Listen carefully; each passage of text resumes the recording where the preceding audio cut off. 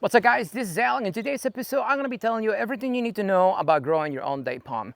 Everything from sun requirements, winter care, watering, what type of root system the plant has, how long does it take to actually flower, do you need male and female, everything. Can you grow one in a container if you wanted to? Everything there needs to be known about date palms, you're going to find out in this video. So let's get started. So this is my date palm right here. Actually, it was the first video I ever posted on YouTube over 3 years ago. As you can see, it's huge now. And not only is it huge, also it has a bunch of pops that I'm gonna be digging up. So if you stay to the end of the video, I'm also gonna be showing you how I dig up my pops off the ground so I can propagate more plants. So with that said, let's get started with the sun requirements. Date palms in general take full blasting sun anywhere in the United States. They do well here in the desert, and anything that does well in the desert will do well anywhere in the United States. Make sure you put them in full sun. Can they grow in the shade? They don't really like full shade, so if you don't have sun, well, figure it out. That brings us to winter care. How cold is too cold for a date palm? Well, I can tell you the one that you see right here has taken 19 degrees. Sustained ambient temperatures, 19 degrees. That's the coldest I have ever recorded in my property. That year, all my faucets were frozen. My irrigation was frozen. There was ice on top of the roof of my house. It was cold. Date palm did not care. You know why? Because date palms, they can take a lot of cold. Freezing temperatures for a long time. As long as the soil does not freeze. That's gonna be the cutoff right there. So if you have a date palm and your soil doesn't freeze, you're good to go. But if you live in a cold area and it gets cold for so long to the point where you have a frost line in the ground, your date palm, it's going to die. So if you want to grow one in an area where it gets that cold, at that point you're gonna have to figure it out and prevent the soil around the root system of your palm from freezing, so that way the root system of this plant does not freeze, that way it doesn't die. And that brings us to the plant structure. Is it a tree? Is it a bush? Is it a palm tree? What is it? It is an actual, I don't know if there's a palm bush, but it's a multi-trunk palm. A lot of people don't realize this, but date palms actually have suckers in the ground, and each sucker will become a full-size plant. So if you don't do anything to them, just like this one right here, they're gonna become multi-trunk, just like the picture you see on the screen. But you never see them that way because I guess it doesn't look nice, and people don't like that. People like the single trunk. So that's the main reason why I'm gonna be cutting the suckers off and propagating more plants, because I want a single trunk. But if you don't cut them off, you're gonna get a multi-trunk palm, and there's nothing wrong with it. It's personal choice at that point. Another thing that I forgot to mention about the plant structure is not only are they multi-trunk, but a full-size date palm is gonna get easily about over 30 feet tall. So once they get older, they get huge. But the good thing about them is the trunk doesn't really take that much space, so you can really put them close to areas where other trees would not fit. With that said, let's go ahead and talk about the root system of this plant. The root system of date palms is fibrous, but compared to all the fibrous roots, these guys right here, they have such a vigorous root system. It will go several feet into the ground and it will spread out. They're fine roots, but they are vigorous and they take over the entire area. That's what makes them strong and so easy to grow, because of the type of root system. Are they going to uplift your house? Are they going to uplift your driveway? No, they are not, because the roots are very fine. Even though they're vigorous, they don't have the strength to actually uplift anything. But remember, your date palm is going to get big, so as it gets older, you wanna give it enough space for the trunk to actually spread out. Now let's go ahead and talk about pollination. So, do you need a male? Do you need a female? Or you don't need anything to grow one? Well, date palms are dioecious, meaning you're gonna need one that has female flowers and one that has male flowers in order to get fruit.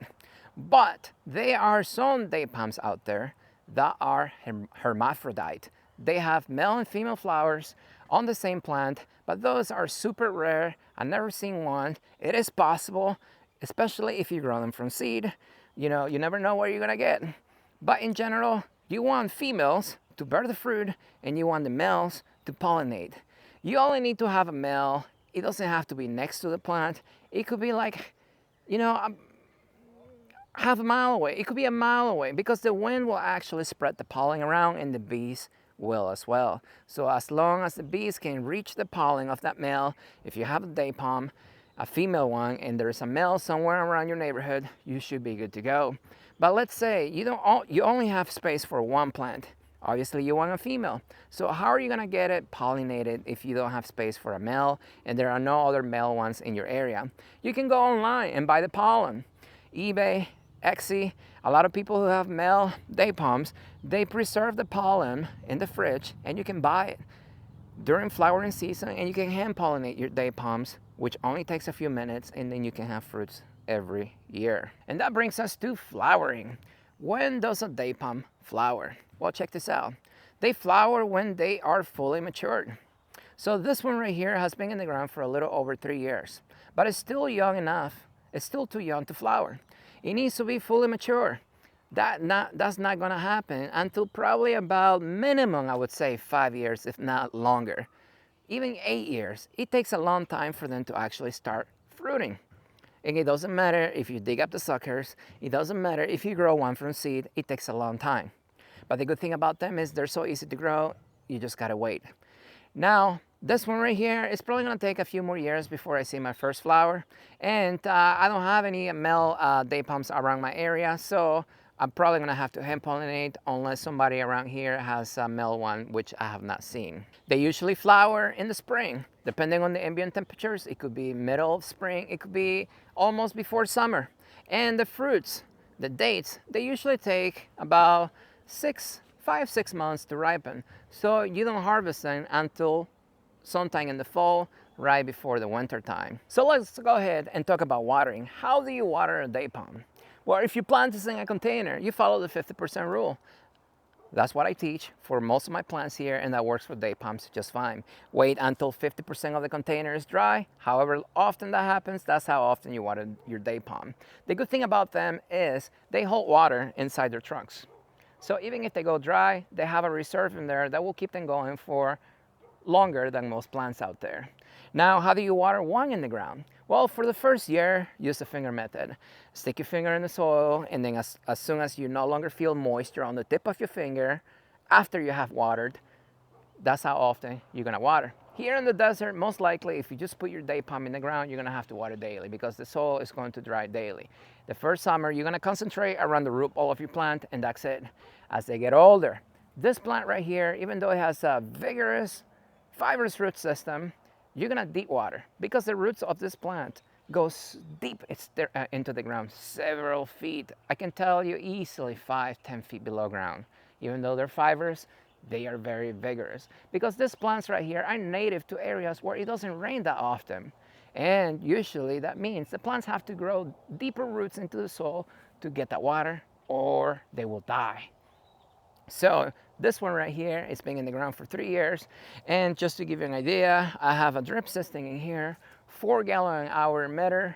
And this one right here, actually I have 2 in there close by because I have another plant on the other side that I water. So this zone right here, when it comes on, I think every 4 or 5 days in the summer, it gets water for like 12 hours straight. I want that water to go several feet in the soil. Now, 12 hours seems like a lot for a lot of you guys, but remember, how long you water will depend on how fast your soil drains the water. If the soil drains water very fast, obviously you're not gonna have to water that long because all that water is going right through the soil. My soil is clay. It takes a very long time for the clay soil to soak the water. So what I do is I water slowly to allow the water to go deep into the soil. So I don't want it to pool on the surface because all that water pooling on the surface, it's just going to evaporate during the summer months. Now let's go ahead and talk about fertilization. Do you need anything special to fertilize your plant? No, I don't do anything.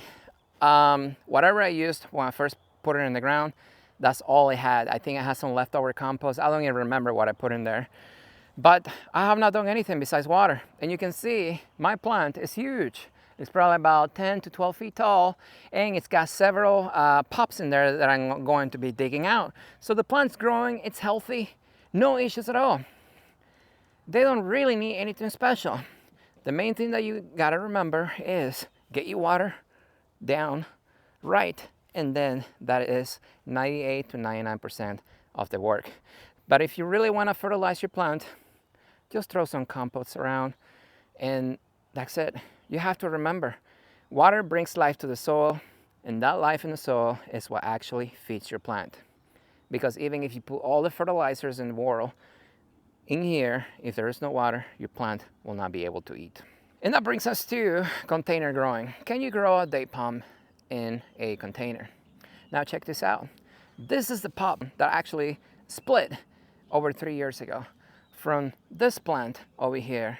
I got a video on YouTube, one of the first videos I ever posted on YouTube, and you can see it has grown new fronds up here, but otherwise it's the same size. Date palms have a very vigorous root system, and compared to most plants out there, once they root the container, they don't grow. They don't like it. They don't like to be restricted. You will not be able to grow a date palm in a container to fruiting size. It's just not going to be possible.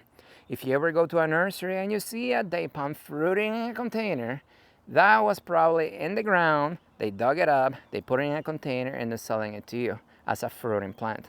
But it was not naturally growing in that container to fruiting size. As you can see, this plant right here has been taken care of, no issues at all, but it has not grown. Can you grow them in containers? You can keep them in containers if your intentions are to sell them, dig up the pops from the ground, put them in containers, wait for them to root out, and then sell them or give them to friends. But other than that, to grow them to fruiting size, it's just not going to happen. I do not recommend it.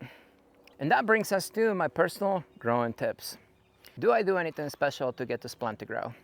And that is, no, I don't do anything special. All I do is water my plant when it's dry, and as you can see, it's growing beautifully.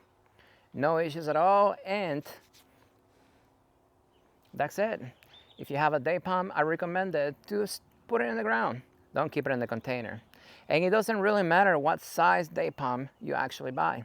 It could be huge, it could be small. Time starts in the ground because it's a root system, the maturity of the plant, that's going to make it flower and fruit, not the size of the pop that you dig up from the ground. And that's it, guys. So this video got a little longer than expected, so I'm gonna go ahead and make another video showing you how I dig up my date palm pops from the ground. With that said, if you have any questions, comment below. If you haven't subscribed, what are you waiting for? And lastly, don't forget to click the like button. I will see you next time.